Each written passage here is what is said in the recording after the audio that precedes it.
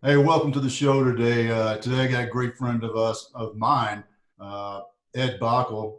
Not a friend of Camden yet, but I think he will be by the time we're done today.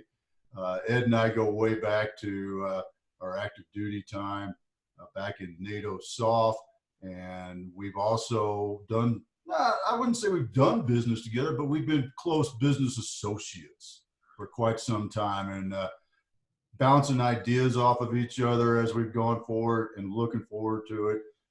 Looking forward to talking with Ed and learning more about the successful exit he had just recently. So I want to, that's one of the things we want to dig into. But what I want to start off with is just welcome you here to the show, Ed. Glad to have you. Thanks for having me, and good to meet you, Camden. I'm sure we're going to spend a lot more time together. I'm looking forward to it. Yes, sir. I'm excited about it. One thing, just to make sure we don't forget it, since you've already kind of got a direction we're going in, Dad, is I wanted to ask you, Ed, how do you define leadership? So for me, leadership comes down to essentially three basic tenets. Leadership is leadership is being in front and making hard decisions. Leadership is leading by example, doing things with your teams, with your teammates, with your subordinates, and with the people who lead you that you would want to do yourself. And I think the last thing about leadership is, for me, is sacrifice. I think being a servant leader is probably the biggest thing you can do as a leader. And those are probably my three biggest tenets of leadership. That defines leadership for me. Being a servant leader, leading by example, doing other things that other people wouldn't want to do. And of course, being a good subordinate as well. Sometimes leadership means taking a step back. Well, I'd say that's a grand slam, definitely. The best answer we got so far on that. I Almost love like it. you know what that tells me, and Ed didn't rehearse that. I think that's a natural what he believes in. I've known him long enough now to know that is who Ed is, and that wasn't a hey, I slipped him the question early on so he could rehearse that. No, but I wish you had. Yeah, no, but Thanks, that makes it better. thanks for the fastball on the first pitch, 90 miles an hour. I do what I can. Yeah, so tell me a little bit about what got you started with Viking. So Ed's business was Viking, and I'll let you kind of explain where you're at with Viking now. But I'd really like to know what was the catalyst that got you going with Viking. The catalyst was it was a twofold catalyst. I was at a family, in the UK, and I was working in a really great job at a really great organization, the Joint Analysis Center in RF Molesworth, UK. But eventually, it was a big fish, small pond. There was no place else to go for me professionally.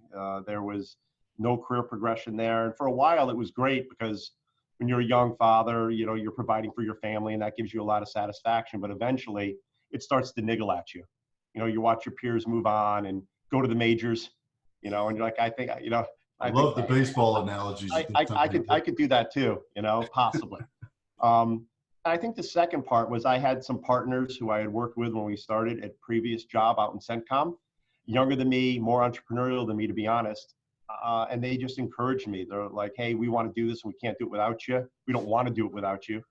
And you have some experience that we don't have. And, to be honest, what came up was I had just gotten my clearance renewed. So I said, hey, if this thing goes south, I've got 4 good years. I'll go back to being a straight leg analyst, right? And I'll keep it going. So it was three things. One, the sort of niggle that I wanted more, but still wanted to be able to be in Europe.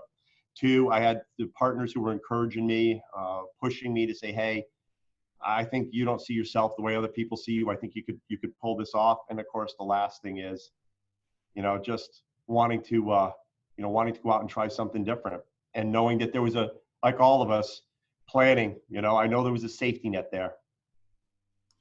Well, I No, got one question.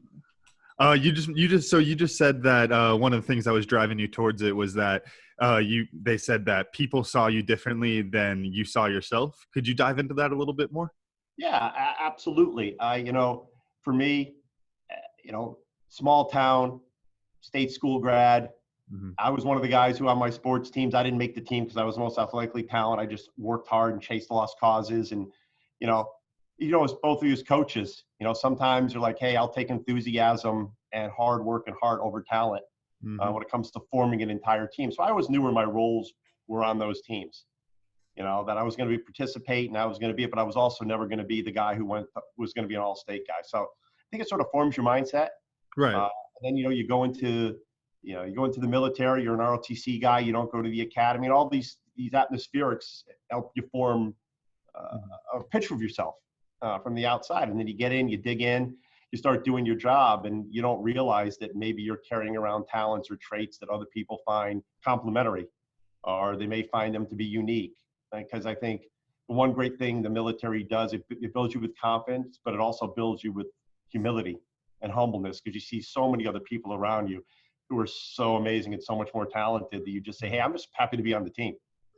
And if I got to be the guy with one bar, if I got to kick the field goal, I'd rather win a Super Bowl ring, Yep. as a field goal kicker, than I would going 0-20 as the QB. So I think it was unique to hear people who were younger than me and who were my peers as well say, hey, look, you're carrying, we need all 4 arrows in the quiver, and you've got one. So having that light turned around on me was the first time that probably happened for me. That's great, and I love that bit on the mindset, because I think that's something coaching rugby, especially, and playing too. If you have that mindset where you're the best guy out there, you're the best guy on the pitch, your team's never going to succeed. But if you're out there and you're thinking like, oh yeah, we got a lot of great athletes, my job is to get them the ball and just do the behind the scenes stuff, that's when teams are successful, and when you flip your mindset that way. Yeah, I totally agree. It takes, as much as I hate to bring them up, as the arch enemy, you couldn't name anybody on the New England Patriots other than Tom Brady most years. It's about everyone doing their job. It's about, putting a team together that complements themselves. And I think we saw that in the military as well. And I think we see that in civilian life and industry. Well, and I'd say that the humbleness that you talked about is a key factor in being a great leader also. And that's, being humble and being able to not be the smartest guy in the room. I think you've said that. We've talked about that both over beers and seriously. Not being the smartest guy in the room is a huge key to success, because if you think you're the smartest guy in the room, then you ain't going very far. You need, or you're not in the right room. Oh, you're not in the right not in the right room. I wasn't going to use the full quote, but not in the right room. But you gotta surround yourself with great people, and smart leaders do that, and they create that team, and that team is what makes them successful. I've talked about that on several occasions. It's not, it's not Elon Musk. He's not this lone guy that put the whole thing together. He's got some great ideas, but he's surrounding himself with people that believe in his idea. Mm-hmm. And when you talked about how you started off Viking, how you got involved with Viking, that's what I heard. It wasn't just Ed waking up one morning and saying, I'm going to create this company that's going to go provide services. It's a team. You created this team or became part of a team and built on that success of that team. So one of the things I'd like to take it to the next step, and because I'm really interested, to not tip the whole hand, but I'm just going to throw it out there now. Viking was a great company. It was very successful, and you created it and you had an exit. I mean, I work with a lot of entrepreneurs and startups, and that's in the VC world and the startup world. Everybody talks about it, an exit. Well, you did that. You had a successful exit in the government contracting industry, which is not a simple industry that people think it is.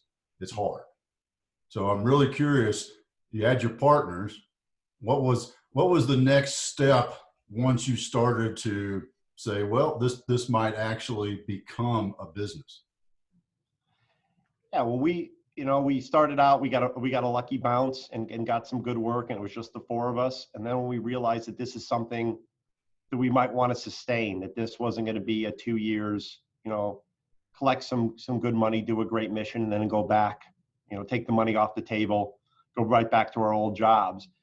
The next step immediately was to go out and try to encourage the people who are smarter than you and more talented than you to come join a small business. And it's risky. Big businesses offer a lot. They offer career progression and training and all those other benefits from, corporate events and, boxes at games and, flying all over the world to meet customers. Smalls don't offer that initially. So, what we tried to do was put together a package and a culture together that would encourage those people to leave big businesses and come with us. And I was really fortunate when I was a young man. I had some great leaders. I got a really, really good bounces. And one of them told me, I was a brand new, essentially a platoon leader. He's like, look, as you go through your career, keep a book on the people you meet, the best finance guy you ever talked to, the best operational guy, the funniest dude you ever met. And someday you're going to go back to that list, and just trust me, because you're going to need them for other military assignments. You're going to want them with you. And I kept that list, and that's how we started. I went out, started asking the people who I had served with, because one thing you can't recruit is trust. You can't buy honesty. You can't incentivize people who care about you. That just comes naturally. And the one thing I had at Viking, which is worth more than all the money in the world, there wasn't one night I went to sleep and didn't believe that people weren't there for each other. There wasn't one night that I believed that they might take my book and go start their own business, which happens a lot. And so, hey, there were some things that we did that probably our accountants didn't think were good ideas. The way we rewarded, the way we pay packages and non-contribution medical, all these other things that probably would have made us wealthier. There wasn't one night I went to sleep worrying that the next morning I was going to wake up and my team was going to be gone. So the first step was talent retention. It was trying to get the people and to create an environment where people would want to come work for us. And to be honest, there's no book on it. Mm-hmm. I asked around. I wasn't afraid to ask questions, and no one really had any answers on that. They're like, hey, you just got to do what you think's best. It's in a lot of ways, it was like parenting. They're like, hey, nobody knows your kid. Nobody knows your business better than you. So you can read a lot of books and look at others, but that's not your kid. That's not your family. Your family, go with your gut. So those were the first steps, was, luring people in, telling them how great it was going to be. And then once I got them, it was too late, right? Then I made them feel guilty about it. Showed them pictures of my kids. You're not going to let Amelia go without eating, are you? I'm kidding. You locked the door with guilt behind them, right? That's right. I'm like, fine. If you want to go on without me. No, I love it, because you touched on something. You kind of talked around it, but culture, and culture is what breeds success. And I'm drawing a blank on the guy who said it, but culture eats strategy for lunch, and it really does, because if you created that culture right from the get-go and started with trust, and another great factor, and you mentioned that another great factor of leadership is trust up and down. It's a two-way street, right?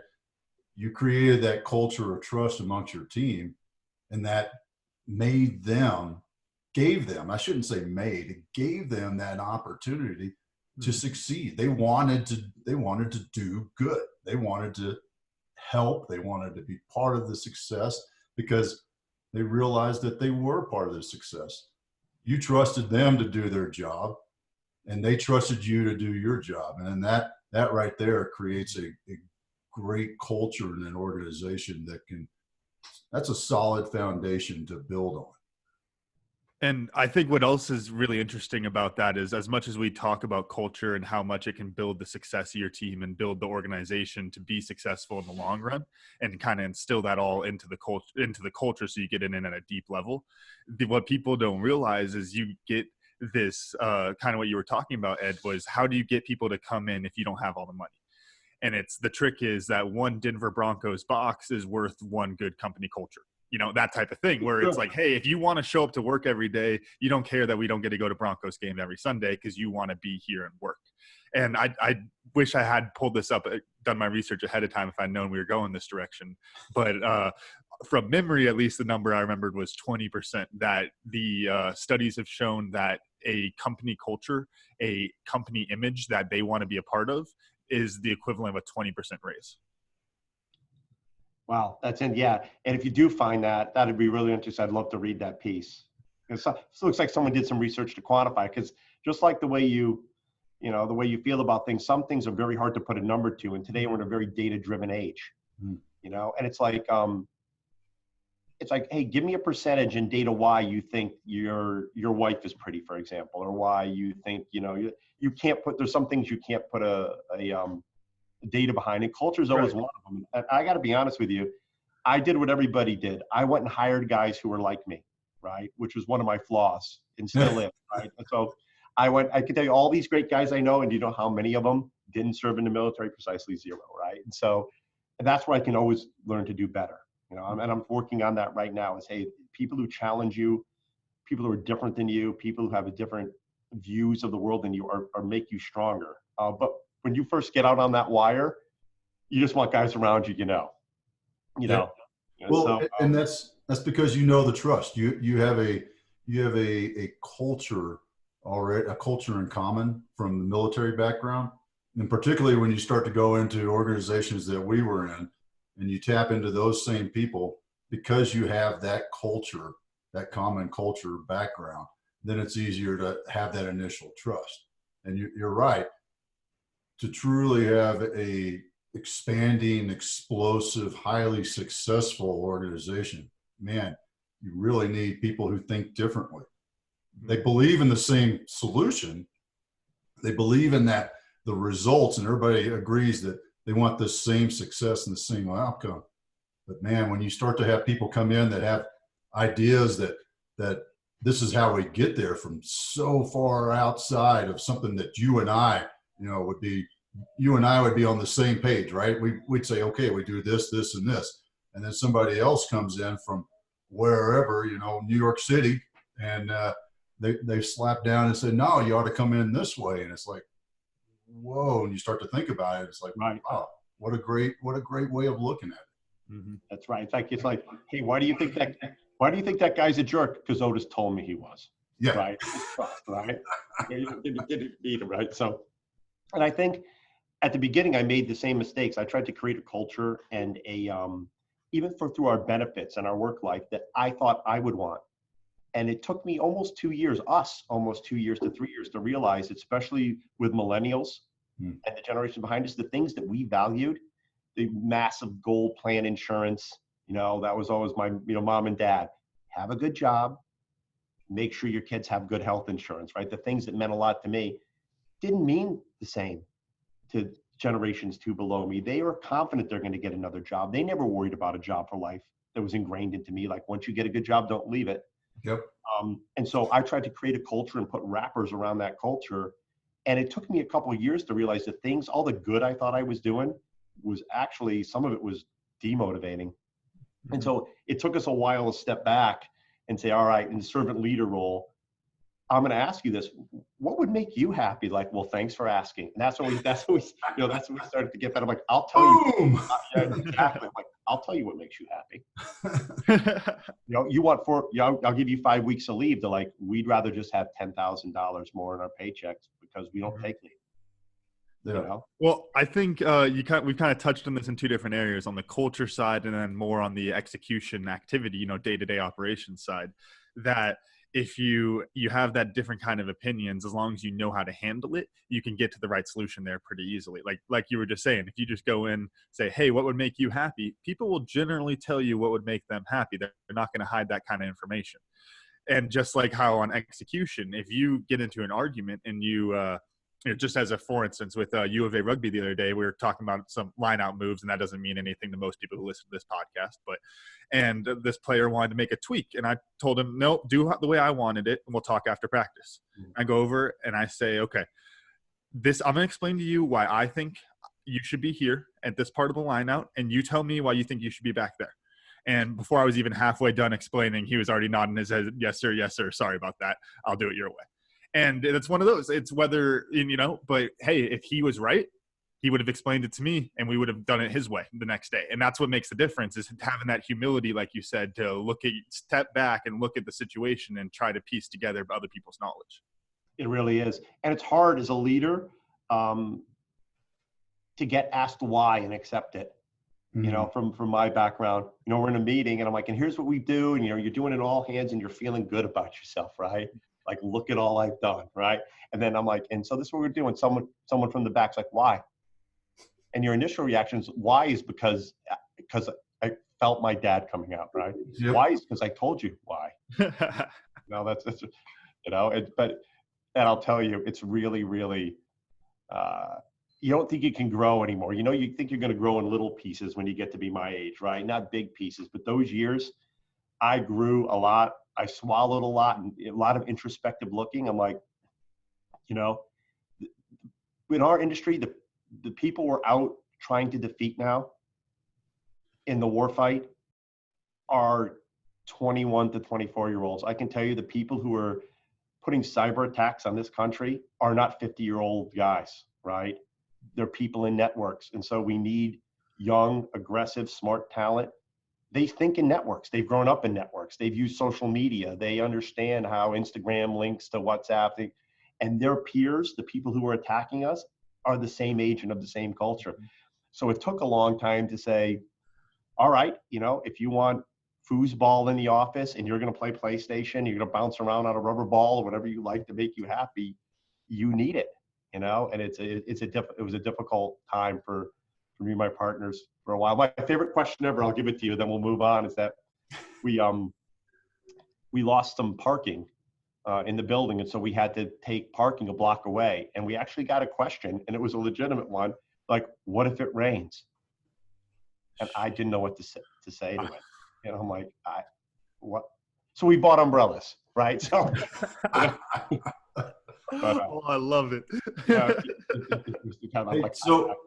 so the next phase is, and this is where a lot of startups have that difficulty with growing up, you know. And you talked about, you know, it's owning a business is a lot like parenting, and you know the analogy is this baby, this business, this idea is my baby.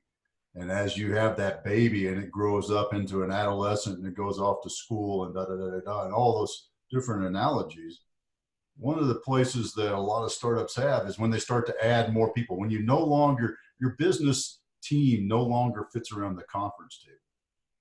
And how did you, in that growth period, because y'all took some big leaps when you hit that, how did you sustain your culture, that Viking culture that you held so dear in the beginning? How did you sustain that when you started hiring multiples of people? What we did was, and we got very lucky, is that really close hands-on team that was the people that were close to us and we trusted.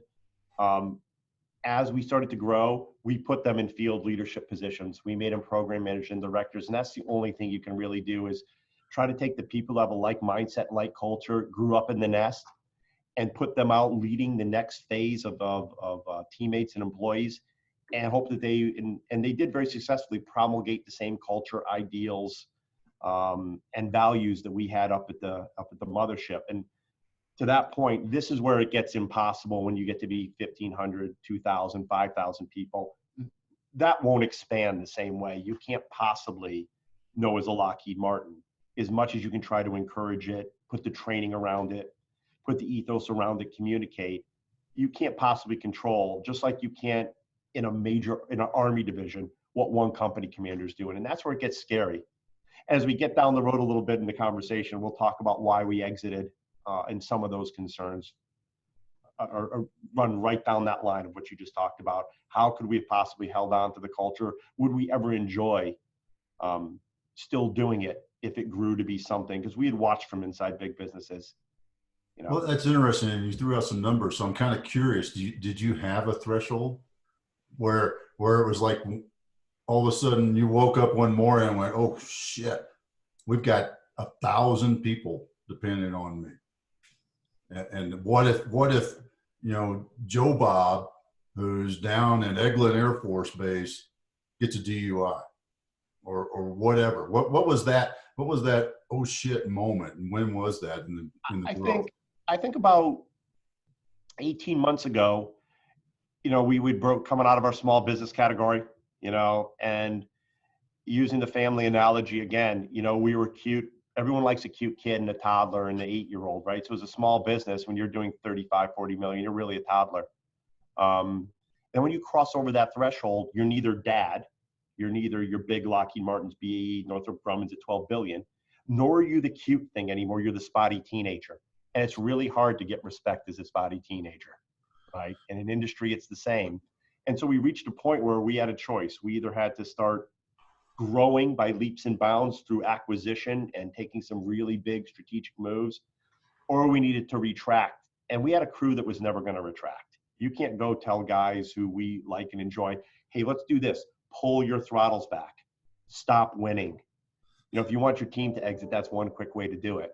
And by the same token, did we want to be part of an organization where I didn't know where my buildings were?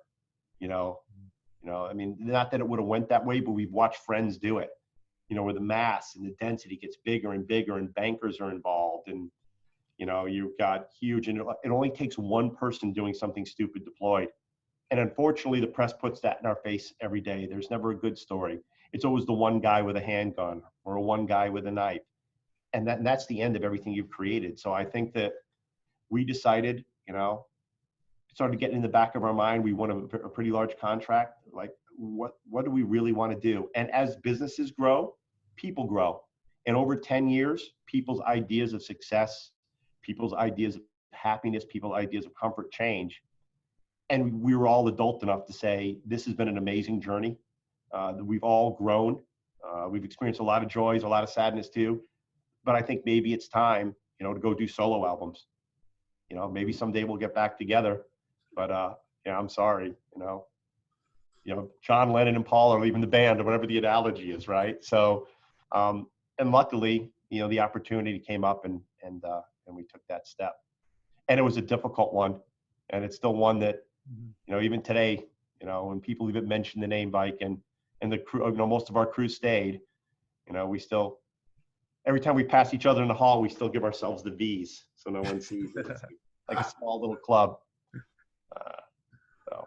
Well, Dad, unless you wanted to keep moving on this route, I had something I kind of wanted to dive into that I've been pondering a little bit that Ed just touched on. So you were talking about how the best way to sustain the culture as you grow is to essentially move people up through leadership positions. That's something we've talked about today and many other times. Leaders make leaders. That's something we all talk about. But something that you hear a lot of the time in the business world, and especially with management, is that you can't always go vertically inside an organization, because you might have the best cashier in the business, but that doesn't mean that he needs to be managing your grocery store. And it's kind of about finding that balance. And so that's something I ponder quite a bit, because when you talk about it from a leadership standpoint, it's so black and white. Leaders make leaders. You take somebody who you've inspired, who you think has leadership qualities, you give them the challenge, and then they can rise to the occasion. You can grow that way. But with management, so therefore a little bit more business-wise, it doesn't always work out that way. So I wanted to get your input on it, Ed, if that's something that there's a threshold where that mindset changes, or, I mean, hell, if we don't have an answer for this, that's all right. Just something I've been pondering. Yeah, Ken, no, it's a great question. I'll be perfectly honest. I permanently, well, maybe not permanently, but I significantly damaged two guys' careers by putting them in jobs they weren't ready for. It's because I liked them. They were wildly capable. In fact, I sent one to your dad's unit and he failed, right? And the reason why I did it was because I saw a lot of potential in him. I knew he wanted to go, but I put the wrong guy in the wrong culture. I didn't grow him enough before he went. I didn't get him ready to get on the field. But he was so bright and we all liked him and he wanted it, so we did it. And because of it, unfortunately, reputation's reputation, and it damaged him for 4 or 5 years. That was my fault. I did that to him. And I did it to two people. So like you said, it's very, very difficult. And sometimes for that culture, you don't put them in the leadership position. And I did that on 2 occasions. I sent that person into theater, into different jobs, but didn't make him the program manager. But I put him on task, because I know sometimes the person in charge is not the one driving culture. Right. Sometimes it's the collective that's driving culture. It could be, and it's hard as a leader, and you've got to pick them out, because it's very, very important, that it could be the guy on the help desk. It could be the guy who doesn't even take the field for you on your rugby team, could be the team leader. And you got to pick that guy out, and you got to make sure that you not only leverage him, but you listen to him coming back the other way. Hey, the locker room's unhappy, Dad. You know what I mean? Like, why? Who'd you hear that from? From Tom. Tom doesn't even play. Yeah, but everybody likes Tom, and everyone respects Tom. So Tom knows, and they're not going to talk to you. So I'm nodding my head over here because I can think all the different years of playing rugby. I've always had somebody on the team like that who, maybe they get out there for a varsity game, maybe once in a while, but it's like, oh my gosh, if they weren't on that team, we never would have done anything. And you know that. And you know it once they step away a lot of the time, unfortunately. That's the truth. Like, why is everybody unhappy? And you're like, oh, Dave left. Like, then this is the worst part. You're like, Who's Dave? Oh yeah. That's when you know you failed. Dave, you mean that weirdo doing card tricks while we're trying to practice? You Like, mean the guy I ignored and didn't like? Why did he go? Anyway, And what's that say about you as a leader when you exactly right. right? I mean, Exactly right. that is such a key. That's a, you know, as a leader, when you find out that that guy, and oh, his name was Dave, he's gone, and everybody is upset about it, and then you start to realize, whoa, you know, I don't know my team as well as I thought I did. No, and I've got a communication problem, right? I do personally, right? Yeah. I'm obviously not communicating effectively, and also I'm obviously projecting that I'm not open to having a conversation, that I'm not approachable, and it's the worst possible feeling. You know, it's because I don't think anybody goes out there to take a leadership position and says I'm going to do a bad job. right. You know, but that's a clear indicator. You're like, oh, you know, that was a bad day at the office. Yeah. So Great. I think I just was going to recap that a little bit. Ed, I think you covered that great, you know, to kind of summarize it, really what you were saying a lot was that you see the people that have the culture and you can move them along into the new area, you know, into the new team, as you put it. And they might not be the leader on that team. They might not be the project manager, but just having them in there can help to instill that culture on a wider range. Absolutely. And sometimes I don't think that just because someone's a good program manager in operations doesn't mean they also wouldn't be a good one on a language program or on an intelligence program, because we didn't come out born to be, you know, operational program managers or special forces officers. So if you're a good special forces officer, you're probably going to be a good business leader too, because you worked hard to do it, right? You learned and you adapted and you did the things you needed to do. So I think people should hire. And education is incredibly important, but we are so focused on technical qualifications and what you get your bachelor's degrees in. And what we don't measure is someone's ability to work, lead, learn, adapt. And we miss out on a lot of great people doing a lot of great things because, like, oh, he's not a finance guy, so I can't make him my finance guy. Why? You know, can he add? You know, with technology wrapped around this today, it doesn't mean just because he was a good, you know, ethics officer, that's the only thing he or she can do. And, right. You know, but it's resumes, right? You know, oh, well, you know, you got a degree in business, so you can be a businessman. Come on. You know. No, that's a great point, and that goes back to the sustaining your culture. How did you, as you continue to grow, what was your hiring process? I guess is probably the best way. Yeah, so our hiring process, if you've ever seen the movie Gladiator, it was like this. Actually, our hiring process, when we had customer requirements, you know what that's like. We're locked into that. They tell you must. And believe me, we've gone back to a lot of our customers and said, why are you asking for a PMP and an idle qualification for someone who's going to go do, you know, a line information technology job in a classified environment? Tell me how you're going to leverage his project management profile. Like, he's not a program manager or director. Why are you're significantly reducing your talent pool? Or why are you insisting on a degree? Now, I'd rather take someone 15 years of experience who's had their hands on the systems, you know, so we would try to encourage that. But for our hiring practices, we really looked at the whole person, and we moved a lot of people out of job. Our IT people went to become business developers. We had business developers who went down to become ethics and security officers. And we started by asking. In interviews. And then the second hiring project, we invested everything in our talent acquisition and management. Now, a lot of people outsource that. We always had a full-time talent acquisition recruiting team from day one. It's like Ford outsourcing their engine production. You know, you're building cars. Why would you get someone else build your engine? You know, when you're in the services industry and you're servicing the country and customers, don't you want your hands on it? You know, don't you want people with the same level of trust saying, I don't feel good about this, boss. Something in my gut passes all the checks. I don't like it. An outsource firm's not going to do that for you. Meets the check block. I need to get paid. And so we had a very collaborative hiring practice. And I can tell you, I probably made 2 hiring decisions the entire time I was there. The rest of it was a completely collaborative process. And our task leaders and program managers made the hiring calls. You know, like, this is what we want, this is what we need. And unless it was draconian, you know, there was something in it that was terrible, we allowed hiring at the lowest possible level. you push that trust down. Yeah, Yep. that is such a great way to continue to sustain that culture. And you know, the idea of having your own recruiting team. That's, you know, you're one of that. Your Viking was one of the few companies that I've worked with, known of, that doesn't outsource that. And I think that, you know, that might have been part of that secret sauce of your success, whether you know you're looking back on it or not. But think about, if your hiring team, your recruiters are part of the overall team, they're ingrained in your culture, and they don't want your culture to change. They're not looking for that 10% hiring, you know, bonus or fee, hiring fee. They're looking to sustain the culture. And I think that's a great piece and a great nugget of wisdom in business growth that I think should be looked at a bit more. You know, I've looked at Dave Ramsey's process, and you know, he does 12 interviews before somebody joins the team, and that's over 20 some odd years of hiring the wrong person, as he's put it. Those lessons, but I think just that little fundamental thing that you did.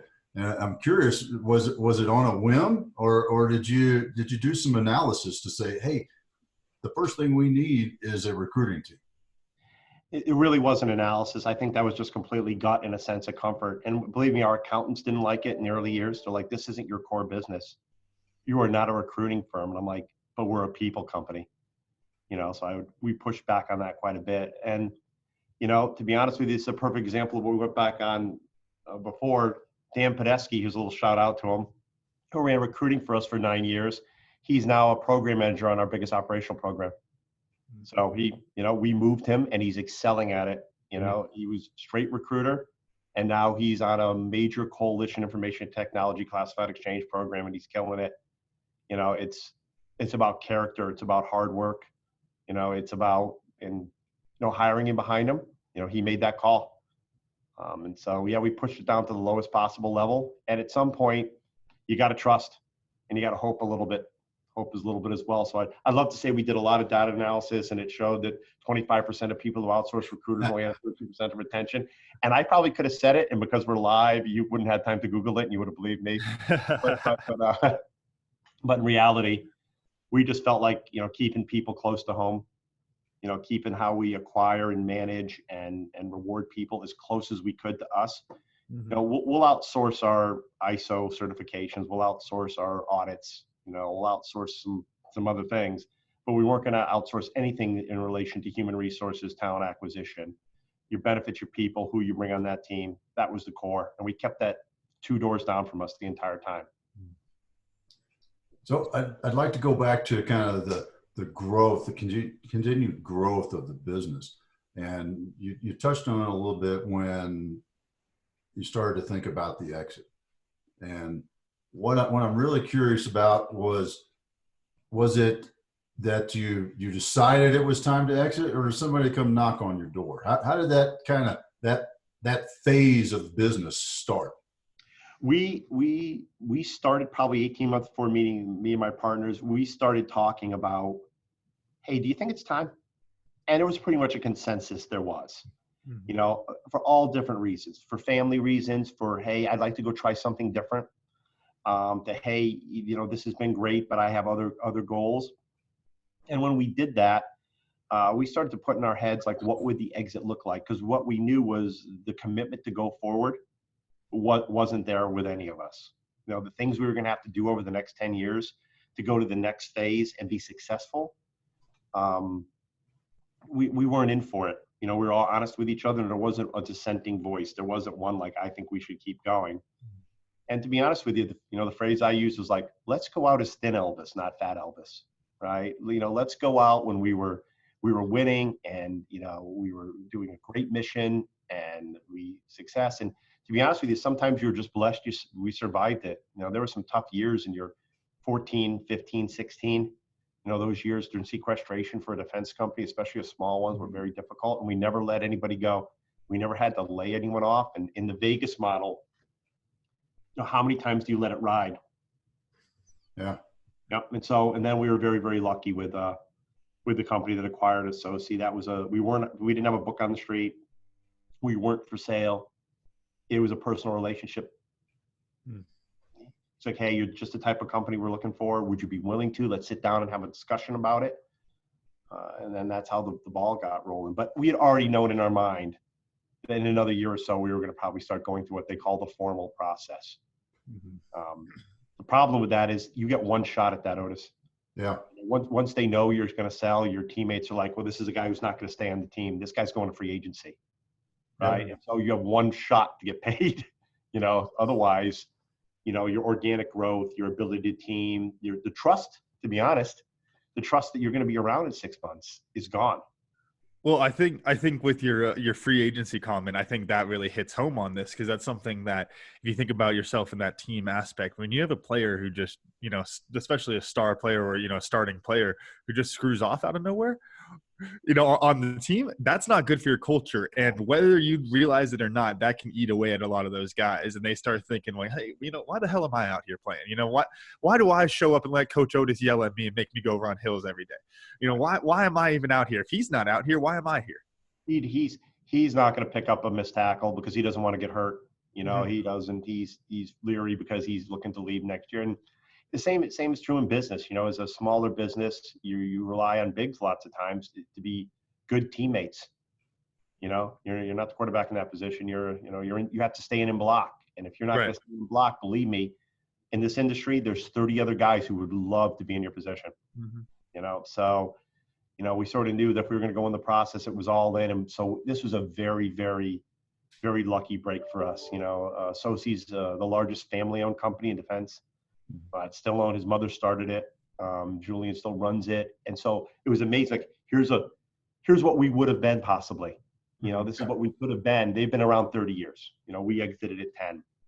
But the cultures were the same.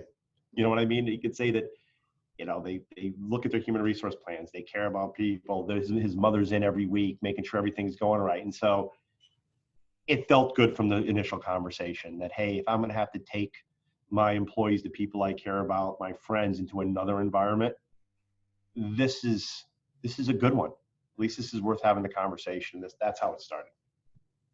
Well, and I'll jump back to something you said that I think is critical. And as I'm thinking about it, it is definitely a theme for how you've conducted business from the get-go. And it is that personal relationship. And that personal relationship that you had with the Sosi leadership team created the luck that you wanted to have at the time and space. And I get, people talk about it, and I won't get up on my soapbox, but people talk about no, it's just business. Bullshit. And it ain't just business, because you know what? If I don't like you, I ain't doing business with you. 100%. 100%. Nope. Ain't doing business with you. I ain't even going to bother with it. I'll be nice to you, but I ain't doing business with you. Mm-hmm. That means it's personal. There is no line between, this ain't The Godfather. Nope. I mean, this is real life, real world. It's personal, and those personal relationships lead to great business opportunities. I believe that fully. Well, I'd love to take that for a second, because you almost said one of my favorite phrases I use all the time on here, but it's that luck is when preparation meets opportunity. And you just reworded that all the way around, but that's really what, you're talking about, how you were able to get that clean transition, is that you really had been preparing for it by building those type of relationships, those familiar relationships with those other companies. And then when the opportunity of, hey, is this the time, should we be looking at moving on? Opportunity was already there. You were prepared for it, and now it looks lucky, right? Absolutely right. And without colleagues and friends in the industry, we brought the quals, we did good work, we met the litmus test, and of course they had bosses too, and we had to get our qualifications and our performance evaluated all the time.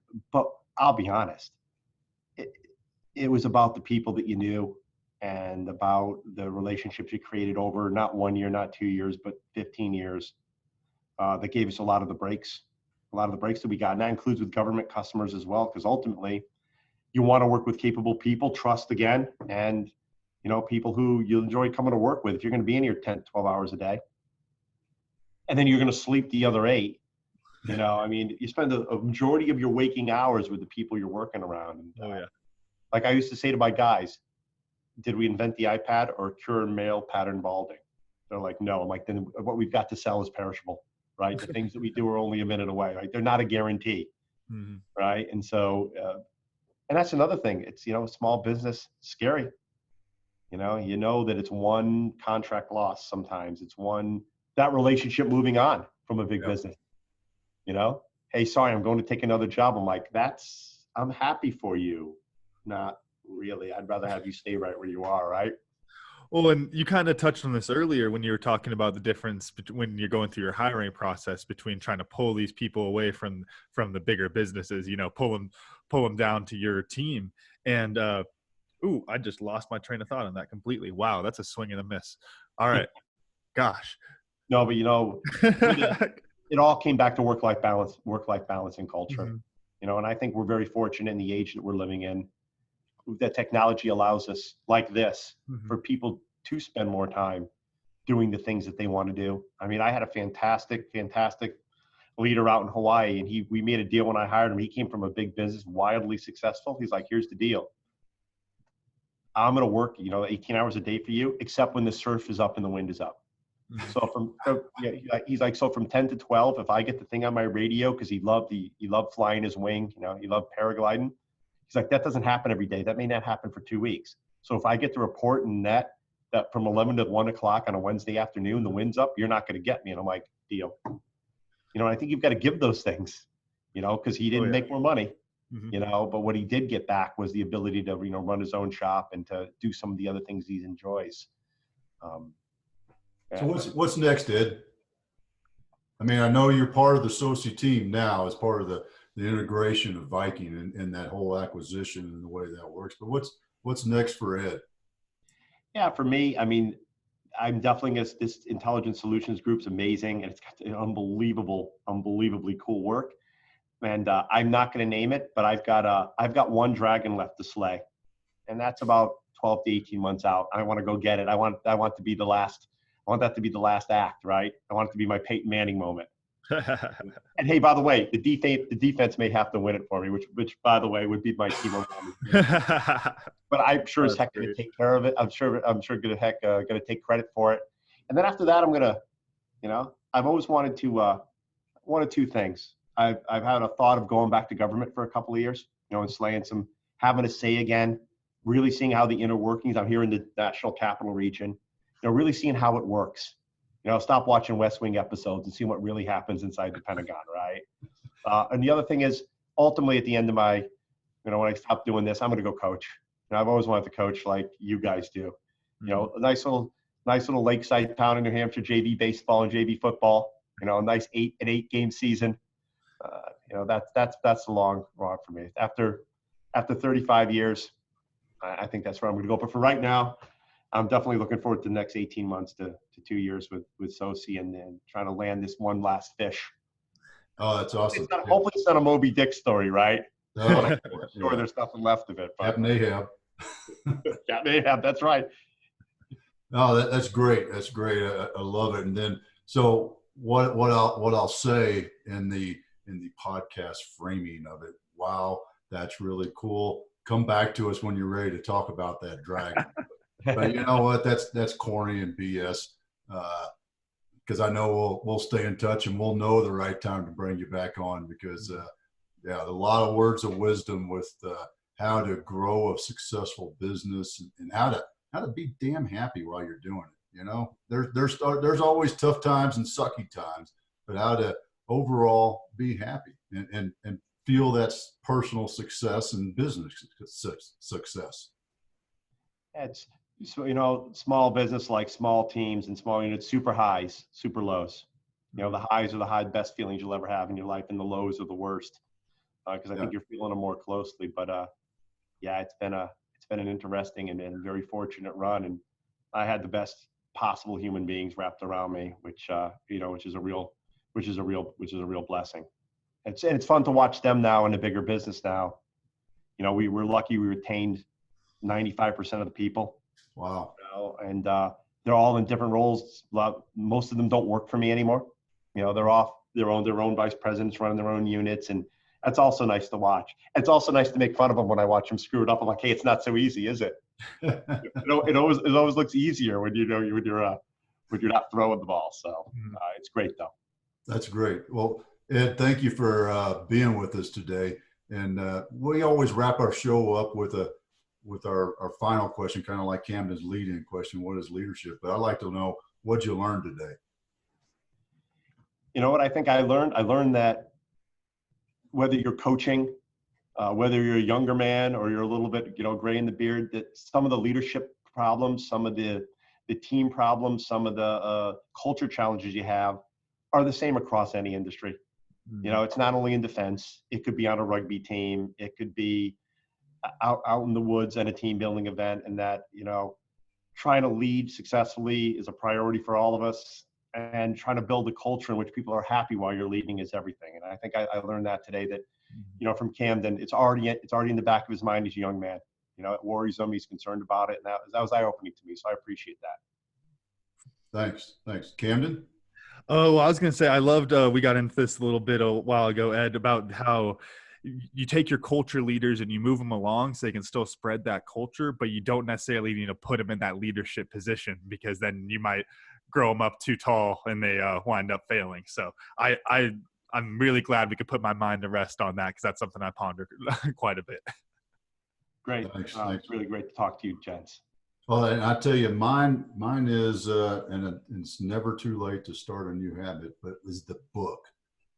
That is such a great idea. And it's your little black book of not just business, but probably people, and probably some ladies over the years, but generally, the best numbers guy, the funniest guy, those sort of things, man, what a resource to have it, and even to start at this point in my career, my business career, I'm going to go back and I'm going to start maybe scanning through my contacts and saying, yep, put a star next to that person with create my own little code. So I've got that. I love that idea. What a great tool for business people out there to start doing now. Hey, and thanks again, Ed. Any last thoughts? If somebody has a question, is there a good way for them to shoot you a note that they want to learn more about business and success? Yeah, absolutely, Otis. I'm happy to talk to anybody. I probably didn't ask enough questions. Some of that was out of pride, but I wish I had. So if anyone wants to reach out, I'm edbachl@gmail.com. So edbachl@gmail.com. And it'd be an honor to privilege to talk to anybody who wants to reach out. Great. And we'll get that up on the show notes too, so everyone can find you. Great meeting you, Ed, and nice talking with you today. All right. Thanks, gentlemen. You guys have a safe day. Thanks, Ed. Thanks again. again. Stay salty.